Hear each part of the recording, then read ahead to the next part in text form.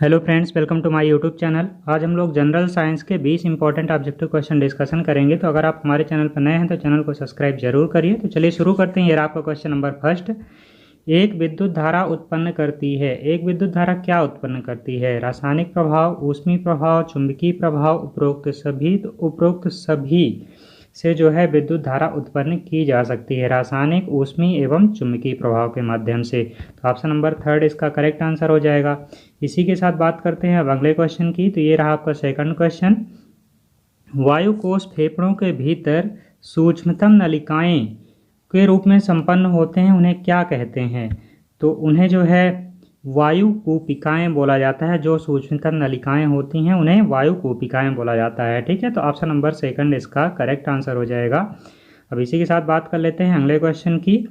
तो ये रहा आपका थर्ड नंबर क्वेश्चन।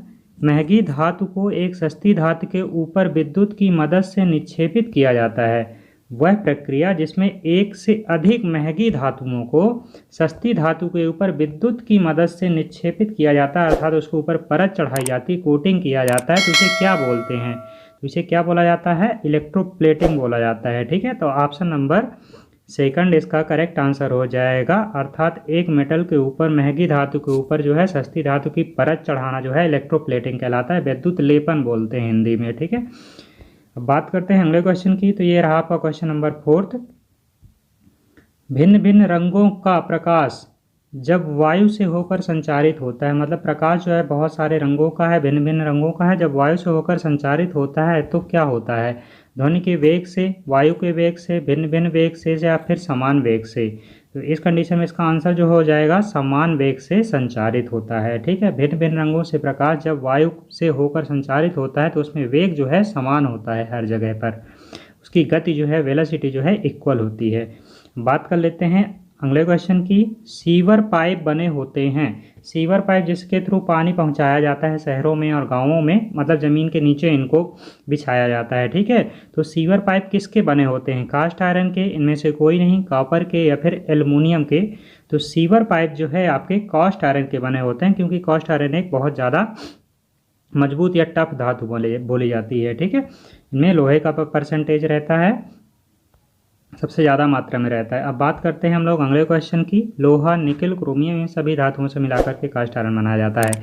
एक सतह को दूसरी सतह पर फिसलने पर गति का विरोध करने वाला बल क्या कहलाता है? मतलब एक सतह है, इस सतह के ऊपर दूसरी सतह जो है फिसल रही है, तो गति का जो विरोध करता है, मतलब उसको आगे नहीं बढ़ने देता है, तो ऐसा बल क्या कहलाता है? तो गति को विरोध करने वाला बल जो है घर्षण बल कहलाता है। ऑप्शन नंबर थर्ड इसका करेक्ट आंसर हो जाएगा। और घर्षण बल की वजह से ही हम लोग आगे मतलब चल पाते हैं, अपने पैरों को आगे मूव कर पाते हैं। ठीक है, बात करते हैं अगले क्वेश्चन की। विलयन के उस पीएच मान को क्या कहा जाता है जिस पर विद्युत क्षेत्र के प्रभाव में ध्रुवीय एमिनो अम्ल का अभिगमन नहीं होता है? क्या होता है? अभिगमन नहीं होता है, उनको क्या बोला जाता है? तो निःसरण बिंदु, उदासीनीकरण बिंदु, संवैद्युत बिंदु, या फिर यूटेक्टिक बिंदु। तो उन्हें जो है क्या बोलते हैं? संवैद्युत बिंदु के नाम से जाना जाता है, आइसो इलेक्ट पॉइंट के नाम से जानते हैं इसे। ठीक है, अब बात कर लेते हैं अगले क्वेश्चन की। तो ये रहा आपका क्वेश्चन नंबर 8।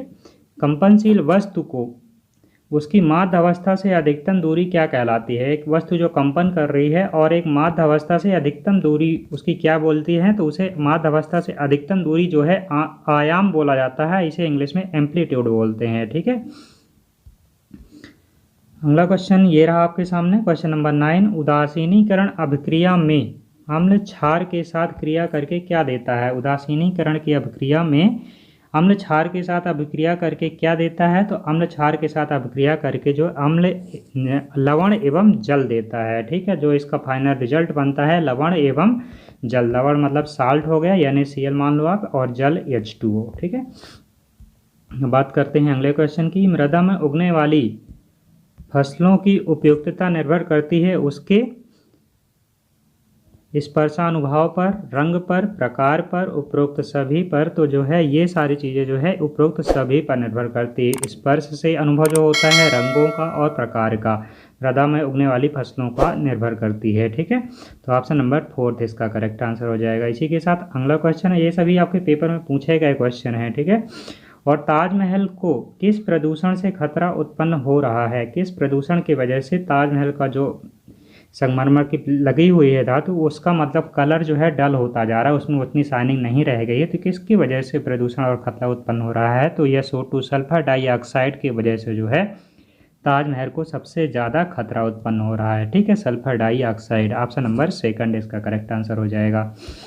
अब बात करते हैं अगले क्वेश्चन की। तो अगला क्वेश्चन ये रहा आपके सामने कि परमाणुओं के किस समूह की त्रिज्या समान होती है। परमाणुओं के किस समूह की त्रिज्या समान होती है, अर्थात यहाँ पे अलग अलग परमाणु दिए हुए हैं और उनकी आपको सबसे पहले तो उनका एटॉमिक नंबर क्या होता है ये पता होना चाहिए, उनकी रेडियस किस हिसाब से वेरिएशन होता है ये भी सारी चीज़ें आपको पता होना चाहिए। तो सबसे पहले क्या हो गया, आयरन, कोबाल्ट और निकिल की जो है परमाणु त्रिज्या जो है हमेशा एक समान मानी जाती है। ठीक है, अब इनका परमाणु क्रमांक कितना होता है ये आप कमेंट बॉक्स में आप लोग बता दीजिएगा। अब बात करते हैं अगले क्वेश्चन की। तो दो भिन्न जीवों के बीच संबंध जिसमें दोनों लाभान्वित होते हैं क्या कहलाते हैं।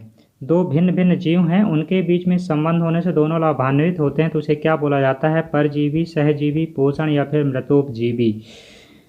तो उसे क्या बोलते हैं, सहजीवी, अर्थात साथ साथ एक दूसरे का साथ देना और एक दूसरे के साथ सहयोग से एक दूसरे की हेल्प करना, मदद करना, जिससे एक दूसरे को फायदा हो सके, तो उसे क्या बोला जाता है, सहजीवी बोलते हैं या फिर सिम्बायोसिस बोला जाता है इंग्लिश में। ठीक है, बात करते हैं अगले क्वेश्चन की। तो अगला क्वेश्चन ये रहा आपके सामने, घर्षण बल निम्न के बढ़ने के साथ बढ़ते हैं। घर्षण बल किसके बढ़ने से बढ़ता है, तो सतह के चिपकने से, सतह के खुरदने से, दो पिंडों के मध्य दूरी से, या फिर इनमें से कोई नहीं। तो घर्षण बल बढ़ाना, घर्षण का मतलब होता है दो सतहों को आपस में रगड़ना। मतलब जैसे आप मान लो एक ये सतह है, इसमें ऐसे टीथ कटे हुए दांते हैं, ठीक है, इसी तरह एक ये सतह है, इसमें भी दांते कटे हुए हैं। अभी इन सतहों को आपस में अगर आप रगड़ देते हो तो सबसे ज़्यादा इनके बीच में घर्षण बल लगेगा। तो ऑप्शन नंबर थर्ड इसका करेक्ट आंसर हो जाएगा। ठीक है, बात करते हैं अगले क्वेश्चन की। तो एक परावर्तक सतह अंदर की ओर वक्री है, एक परावर्तक सतह है और अंदर की ओर वक्री है, मतलब एक वक्र का निर्माण करती है, एक कर्व का निर्माण करती है। तो यह निर्मित दर्पण क्या कहलाता है। ठीक है, तो इसे क्या बोलते हैं, उत्तल दर्पण, अवतल दर्पण, प्लेन या फिर समतल दर्पण। तो इसे क्या बोला जाता है, उत्तल मतलब क्या होता है, उठा हुआ, अवतल मतलब क्या होता है, दबा हुआ, तो ये अवतल दर्पण बोला जाएगा। ठीक है, अंदर की सतह की ओर वक्री है, मतलब अंदर की सतह की ओर वक्री है, अंदर वाला सतह है ना, इस पोर्शन पे इसको घुमा दिया गया है, अर्थात कर्व शेप दे दिया गया है, तो इसे अवतल दर्पण बोलेंगे। अवतल मतलब जिसका तल दबा हुआ हो अवतल कहलाता है। ठीक है, और इंग्लिश में कनकेव लेंस बोला जाता है। अब बात करते हैं हम लोग अगले क्वेश्चन की। तो ये रहा आपका अगला क्वेश्चन कि गेहूं में काला कीट रोग उत्पन्न होता है। गेहूं में जो काला कीट रोग होता है किसके वजह से उत्पन्न होता है, तो ये पक्सीनिया के द्वारा उत्पन्न होता है। ठीक है, तो ऑप्शन नंबर थर्ड इसका करेक्ट आंसर हो जाएगा। इस क्वेश्चन का आंसर आप लोग फर्स्ट टाइम सुन रहे होंगे, पक्सीनिया, और ये आपका पेपर में पूछा गया क्वेश्चन है। ठीक है, स्कर्बिक अम्ल क्या कहलाता है, स्कर्बिक अम्ल कहलाता है तो विटामिन ए रतौंधी, विटामिन बी बेरी, vitamin C rickets, vitamin D क्या होता है। अब बात करते हैं स्कर्बिक अम्ल क्या कहलाता है। विटामिन सी में जो है स्कर्बिक अम्ल पाया जाता है, इसका रासायनिक नाम होता है, और इसमें जो जितने भी इसके अंतर्गत फल आते हैं सभी खट्टे स्वाद के होते हैं। ठीक है, तो इनके अंतर्गत संतरा हो गया, नींबू हो गया, ये सभी खट्टे फल जो होते हैं विटामिन सी के अंतर्गत आते हैं। स्टील के कप में गर्म चाय को पीने की तुलना में इसे पोर्सिलीन कप में पीना अधिक आसान होता है। स्टील के कप में अगर आप चाय पीते हो तो पूरा स्टील का कप जो है गर्म हो जाता है। ठीक है, इसके कंपेयर में अगर आप पोर्सिलीन के कप में चाय पीते हो तो अधिक आसान होता है, क्योंकि उसका कप जो है गर्म नहीं होता है, यह ऊष्मा का कुचालक होता है, अर्थात ऊष्मा को अपने पूरी बॉडी में फैलने नहीं देता है। ठीक है ना, रिएक्ट करता है उससे। जबकि जो स्टील का कप जो होता है वह पूरा गर्म होता है, क्योंकि उसमें का सुचालक होता है, तो उसमें पूरी बॉडी में उसके संचरित हो जाती है, पूरा कप गर्म हो जाता है। जब हम इसको पकड़ते हैं, पकड़ के पीने की कोशिश करते हैं तो हमारी मुंह और जीभ जल जाते हैं, ओंठ जल जाते हैं। ठीक है, तो इसकी वजह से हम लोग पोर्सिलीन का एक कप यूज करते हैं चाय पीने के लिए। बात करते हैं अगले क्वेश्चन की कि कौन सा चरण वनों के संरक्षण के लिए लिए जाने चाहिए। कौन से चरण जो है वनों के संरक्षण के लिए सबसे ज़्यादा यूजफुल होते हैं। ठीक है, तो कौन से स्टेप लेना चाहिए, तो बंजर भूमि पर वृक्षारोपण करना चाहिए, वन आग को रोकना चाहिए, वनों में जो आग लग रही है उसको रोकना चाहिए। और वृक्षों की कटाई पर प्रतिबंध लगाना चाहिए, जिससे हम लोग कंजर्वेशन ऑफ फॉरेस्ट, वनों का संरक्षण कर सकते हैं। और ज़्यादा से ज़्यादा वृक्षों को लगाना चाहिए, जिससे हमारी भूमि जो है हमेशा हरी भरी रहे।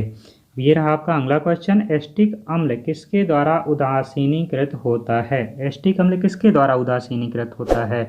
तो एस्टिक अम्ल जो है सोडियम हाइड्रोक्साइड के द्वारा उदासीनीकृत होता है। सोडियम हाइड्रोक्साइड, तो NaOH जो है इसके द्वारा उदासीनीकृत होता है। ठीक है, तो इस तरह करके हमारे 20 क्वेश्चन पूरे हुए। आपको वीडियो कैसा लगा कमेंट बॉक्स में ज़रूर बताइए। अगर आप हमारे चैनल पर नए हैं तो वीडियो को लाइक शेयर सब्सक्राइब जरूर करिए। Okay, thanks for watching this video. तब तक के लिए धन्यवाद, जय हिंद। मिलते हैं अगले वीडियो में। वंदे मातरम।